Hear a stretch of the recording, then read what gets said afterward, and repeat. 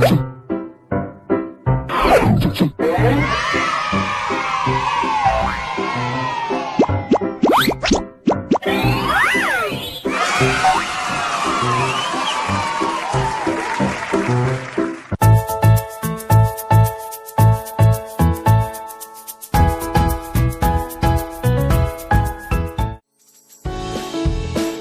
pagi adik-adik siswa dan siswi kelas 4. Bagaimana kabar kalian hari ini? Semoga sehat dan bahagia ya.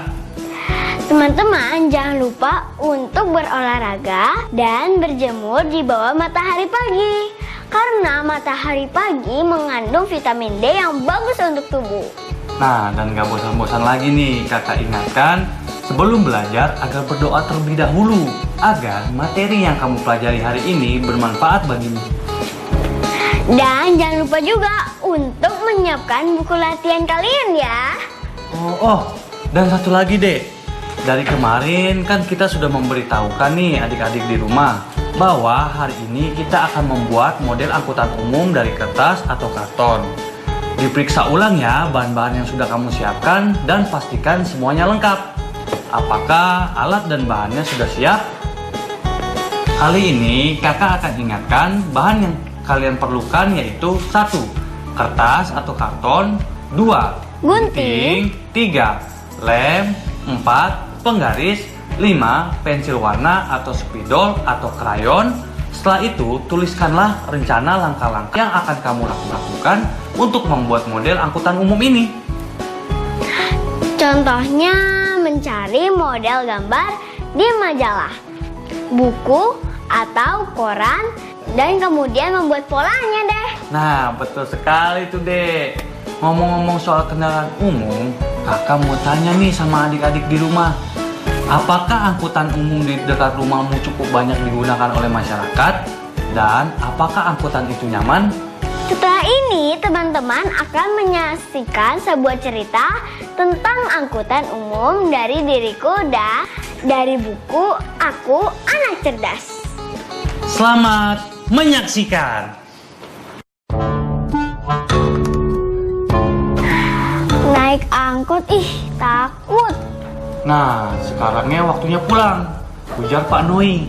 Anak-anak segera menghambur keluar ruangan. Cleo, pulang denganku yuk. Cleo menggelengkan kepalanya. Aku dijemput mama aku. Suasana di tempat khusus sudah sepi. Semua anak sudah pulang loh. Mama mana ya? Cleo sudah menunggu selama setengah jam. Tiba-tiba Pak Rusdi penjaga tempat khusus memanggilnya. Nak, mamamu baru saja telepon. Mobilnya mogok di jalan tol. Jadi mama minta kamu untuk pulang sendiri. Bisa naik taksi atau angkot. Bapak tadi sudah menelepon juga beberapa taksi, tetapi semuanya penuh dan sibuk. Waduh, sebentar lagi kan akan gelap. Aku harus pulang sekarang. Papa tak mungkin menjemputku karena Papa sedang berdinas di luar kota. Memangnya di mana rumahmu, Nak Cleo? Cleo menyebutkan alamat rumahnya. Oh, Jalan Bintang. Nak Cleo bisa naik angkot biru nomor 71, jurusan kota. Naik angkot? Aku belum pernah naik angkot. Amankah? Tapi sepertinya tidak ada jalan lain. Nak Cleo bawa uang berapa emangnya? Cleo merogoh saku celananya dan mengeluarkan beberapa lembar uang ribuan. Oh, cukup kok. Nah, apa Nak Cleo membawa handphone? Kalau bawa, matikan nada derinya ya. Dan simpan baik-baik di dalam tas. Begitulah nasihat Pak Rusdi kepada Cleo. Cleo menggelengkan kepala. Dia tidak pernah membawa handphone ke tempat khusus. Jam tangan Nak Cleo sepertinya mahal tuh. Sebaiknya dilepas dan disimpan di dalam tas ya. Bapak takut jika ada pencopet yang tertarik pada jam tangan itu. Cleo mengangguk. Dia menyimpan jam tangannya ke dalam kantong resleting tasnya. Nah, sekarang aku udah siap naik angkot. Pak Rusdi lalu memberitahu tempat kepada Cleo di mana Cleo bisa mencegat sebuah angkot. Nak Cleo, jalan dulu lurus ke utara, lalu tunggulah di depan perempatan. Angkotnya akan lewat situ. Nak Cleo tak perlu menyeberang jalan ya. Nah, nanti bilang pada supir atau kernetnya kalau Cleo mau turun di Jalan Bintang. Mereka pasti paham kok. Cleo menuju ke tempat yang ditunjuk oleh Pak Rusdi. Dia menunggu di halte. Tak berapa lama, angkot biru bernomor 71 pun lewat. Rupanya itu sebuah bus mini. Cleo segera menghentikannya. Cleo menunggu sampai angkot benar-benar berhenti. Baru dia naik, dia mencari tempat duduk. Ternyata angkot sudah penuh. Cleo pun terpaksa berdiri. Dia berpegangan pada rel besi di atasnya. Cleo melihat banyak orang berdiri di dekatnya. Ih, apa mereka nggak takut jatuh? Bagaimana jika angkot ini mengerem mendadak ya? Saat kernet berkeliling menagih ongkos, Cleo pun membayarnya sambil tak lupa menyebutkan tujuannya. Jalan Bintang ya, Pak? Akhirnya beberapa menit kemudian kernet berteriak, "Jalan Bintang! Kiri!" Cleo menunggu angkot sampai benar-benar berhenti di halte. Dia turun dengan kaki kiri, terlebih dahulu menjejakkan tangan. Terima kasih, Pak. Seru Cleo sambil melambaikan tangan ke kernet dan supir angkot.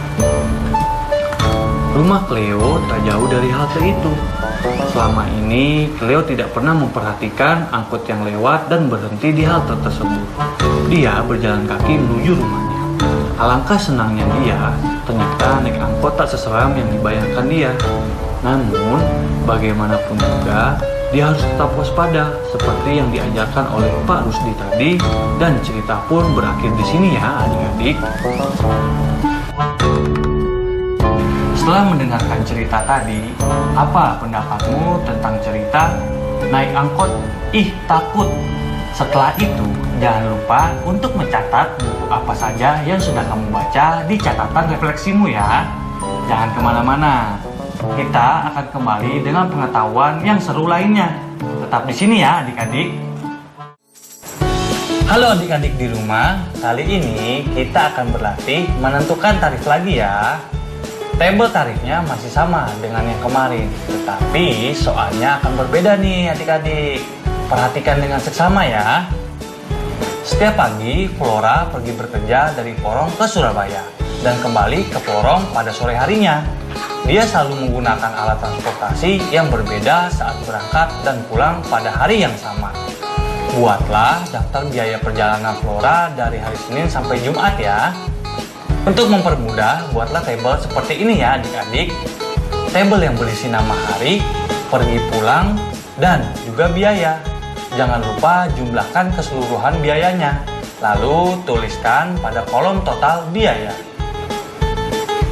Sebagai contoh, pada hari Senin, Flora berangkat naik kereta komuter dan pulang dengan angkot.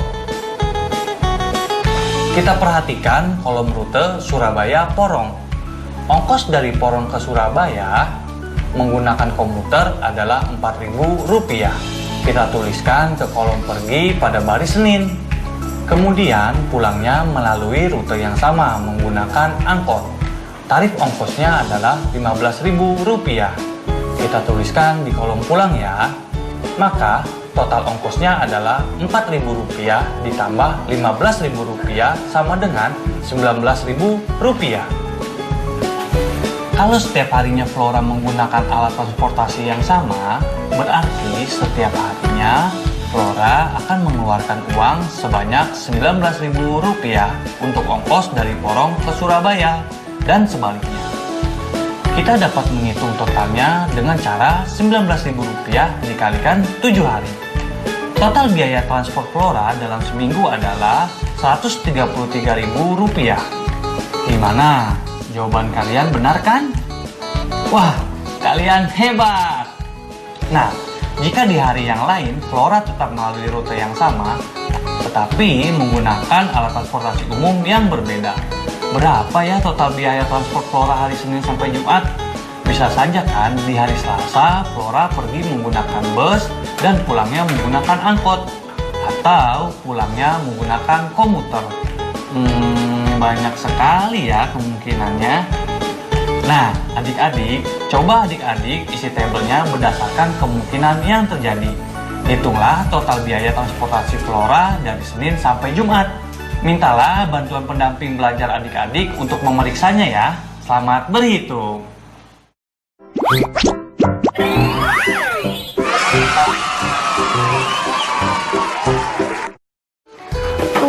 Gimana nih Kak, mobilnya mogok? Waduh, kayaknya kita tunggu di sini dulu ya, Dek. Sepertinya mobilnya haus nih. Kakak telepon orang bengkel dulu ya. Nyambung lagi, Dek. Itu tanda apa Kak? Oh, itu. Ini namanya adalah segitiga pengaman darurat mobil, Dek. Fungsinya Kak untuk apa? Nah, fungsi segitiga pengaman ini sebagai rambu atau tanda peringatan kepada pengendara lain yang akan melintasi agar lebih hati-hati karena ada mobil mogok di depannya. Oh, begitu Kak. Jadi mobil kita gimana Kak? Nah, kamu tenang aja ya, sebentar lagi bakal ada kok orang bengkel yang datang. Kamu ngeliatin apa, Dek? Itu loh Kak, aku lagi liatin lampu jalan. Ada biasanya lihat yang bentuk lingkaran, tapi yang sekarang berbentuk segitiga. Iya deh. Bagi pembuat rambu lalu lintas, konsep luas dan keliling segitiga sangat mereka butuhkan untuk menentukan estimasi kebutuhan bahan, plat besi, atau seng. Jadi nggak sembarangan ya Kak buatnya? Betul deh, nggak boleh asal-asalan. Kamu masih ingat nggak sih Dek, cara menentukan luas keliling pada segitiga? Agak lupa nih Kak, bentar ya. Nggak apa-apa. Adik sadar tidak? Sebenarnya segitiga itu terbentuk dari persegi panjang yang dibagi dua secara diagonal. Oh, iya juga ya Kak. Coba adik perhatikan gambar persegi ini. Jika panjangnya kita diibaratkan sebagai A dan lebarnya adalah B, maka luasnya atau L sama dengan A dikali B. Ketika persegi panjang dibagi secara diagonal menjadi segitiga, maka panjang berubah menjadi alas dan lebar menjadi tinggi. Maka luas segitiga menjadi setengah dikali A dikali T. Sekarang kita misalkan keliling segitiga adalah K.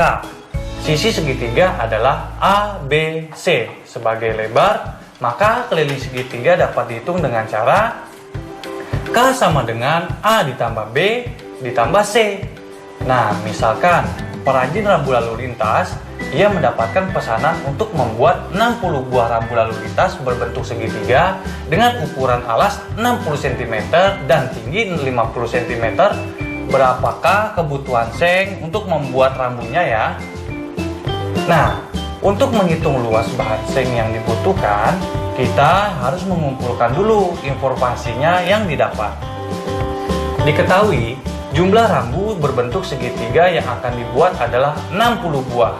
Ukuran alasnya adalah 60 cm, tingginya 50 cm, berarti kita harus menghitung luas kebutuhan bahan seng untuk membuat rambu.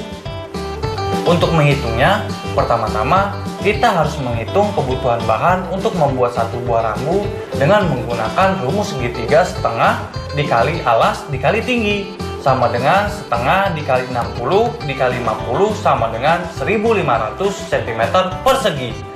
Maka untuk menghitung total bahan seng yang dibutuhkan untuk membuat 60 seng adalah luas satu buah segitiga dikali 60 sama dengan 1500 cm persegi dikali 60 sama dengan 90.000 cm persegi atau 9 meter persegi. Jadi, perajin membutuhkan bahan seng sebanyak 9 meter persegi untuk 60 buah rambu segitiga. Dengan demikian, perajin tersebut dapat menentukan estimasi luas bahan yang dibutuhkan. Namun, tentu saja, dia harus membeli bahan lebih luas dari hasil perhitungan tersebut. Karena seng yang dibelinya berbentuk persegi panjang dan akan ada bagian yang terbuang saat memotong bahan seng tersebut. Seperti ini nih. Selain itu, pengetahuan keliling segitiga juga diperlukan dalam pembuatan rambu segitiga pengaman darurat. Jika panjang segitiga pengaman darurat adalah 60 cm, maka dibutuhkan bahan sepanjang 180 cm untuk pembuatan per buahnya. Bagi pemilik mobil pribadi, salah satu rambu lalu lintas yang hendak selalu tersedia pada mobil adalah segitiga safety atau rambu segitiga pengaman darurat. Rambu ini digunakan jika mobil berhenti di tepi jalan saat mogok. Nah, sekarang coba adik-adik hitung berapa panjang plat besi yang dibutuhkan dalam sebulan atau 30 hari. Cobalah hitung dengan menuliskannya di dalam tabel ini ya. Sebagai contoh, jika panjang sisi 45 cm, maka kita hitung kelilingnya dulu, lalu dikalikan dengan 30 hari. Seperti ini adik-adik. K ditambah 45 ditambah 45 ditambah 45 sama dengan 135 cm dikalikan 30 sama dengan 40.500 cm atau 405 meter. Nah, untuk selanjutnya silakan berlatih sendiri ya adik-adik. Lalu kalau ada rambu petunjuk arah seperti ini, berapa ya luasnya? Cobalah untuk menghitungnya juga ya adik-adik. Selamat mencoba!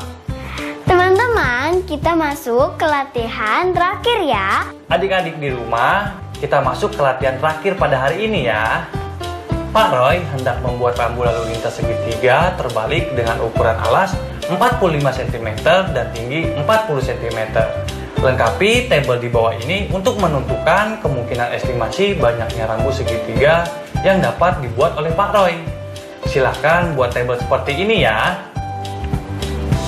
Hitung rambu yang dapat dibuat ya. Kemudian gambarlah 3 buah segitiga berbeda yang memiliki luas sama. Kerjakan dengan teliti ya adik-adik. Kita akan membuat model angkutan umum bersama teman-teman di rumah juga.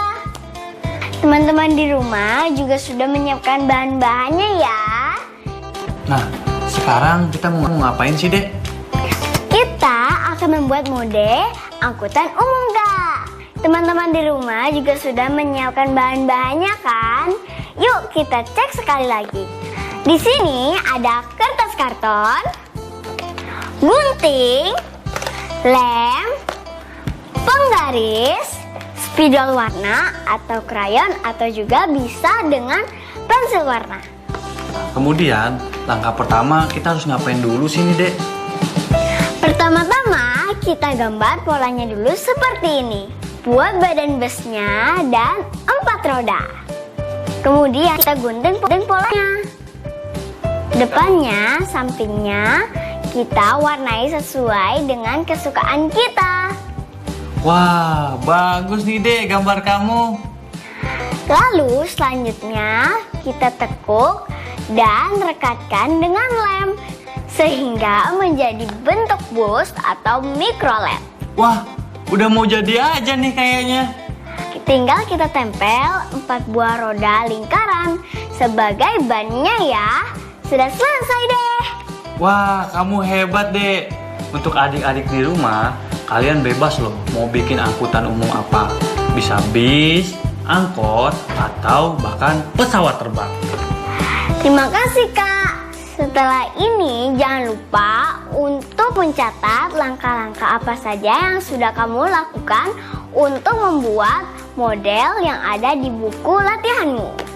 Kemudian, apakah pembuatan proyek ini berjalan sesuai rencanamu? Nah, kamu juga boleh loh menceritakan apa aja sih hal yang menyenangkan saat membuat proyek ini. Jangan lupa ditulis juga kendala atau kesulitan dalam membuat proyek ini. Adik-adik di rumah, coba ya hitung luas kertas yang teman-teman gunakan untuk membuat model angkutan ini. Dan yang terakhir ini penting loh, jadi mohon disimak dengan baik ya. Gambarlah model garasi atau lahan parkir yang cukup luas untuk menampung 10 model angkutan umum. Tentukan luas dan keliling lahan parkir atau garasi tersebut ya. Semua jawabannya dicatat di buku latihanmu ya. Jangan lupa untuk meminta bantuan pada ayah, bunda, atau anggota keluarga lainnya untuk memeriksa hasil kerjamu. Jangan lupa menuliskan kembali apa saja ya yang sudah kita pelajari hari ini di buku jurnal kalian. Hari ini kita sudah mempersiapkan membuat model angkutan umum bersama keluarga, membaca buku berjudul Naik Angkot, Ih Takut. Kemudian kita juga sudah membuat model bus dari karton.